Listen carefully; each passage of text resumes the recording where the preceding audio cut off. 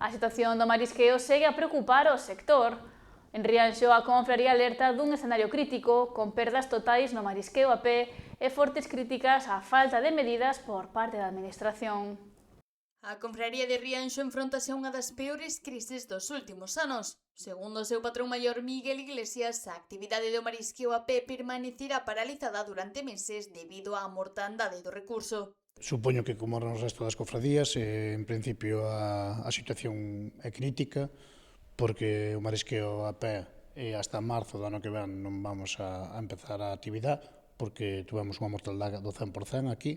Mentres, o sector do marisqueo a flote solicitará a apertura da campaña nas vindeiras semanas, a pesar de que, segundo denuncian, a situación é semellante. No marisqueo a flote vaise solicitar o tema da apertura a día 1 de maio, polo simple motivo de que xa que non se van tomar medidas, que me parece ridículo que non se tomen medidas con respecto ao marisqueo a flote, cando a mortalidade é a mesma que a do marisqueo a pé.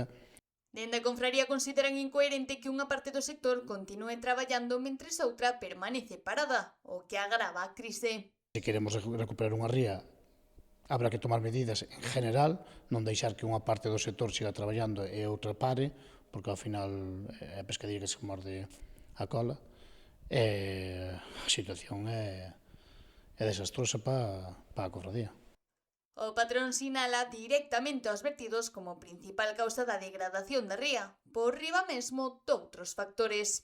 Non vale de nada estar salindo na prensa sementando, nin intentando que se daban proxectos de regeneración, nin nada deso, cando realmente o problema principal témolo cos vertidos.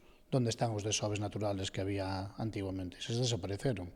Ou morren porque hai moito vertido na ría, ou algo está pasando. En cuestión a eficacia dos estudos realizados nos últimos anos, asegurando que non se traducen en solucións reais. Xa levamos 2 anos de que se levan facendo uns estudios, seguirás estudiando 10 anos máis porque algo hai que dicirlle á xente, vivimos de ilusións. Estamos vendo que as ilusións a algunhas persoas colanlle e a outras estamos cansados de que nos conten sempre as mesmas milongas e sempre é o mesmo conto.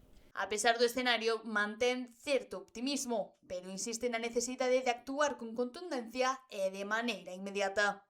Eu son optimista sempre de por si sempre o fun. Nese aspecto eu penso que hai opcións, pero hai que tomar medidas claras. Aguas de Galicia ten que empezar a actuar sobre os vertidos que hai nos ríos, Aguas de Galicia ten que actuar sobre as sedas todas que hai nos concellos, eu penso que só actuando en eso, aínda que digan que o cambio climático está aí, algo vai se recuperar.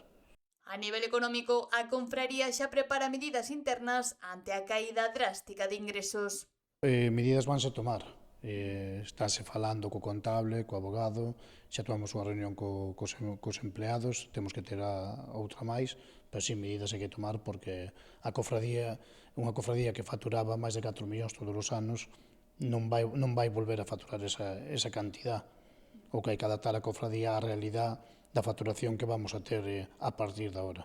O sector marisqueiro insiste, ou se toman medidas urxentes e contundentes, ou o futuro da ría e das confrarías podería verse seriamente comprometido.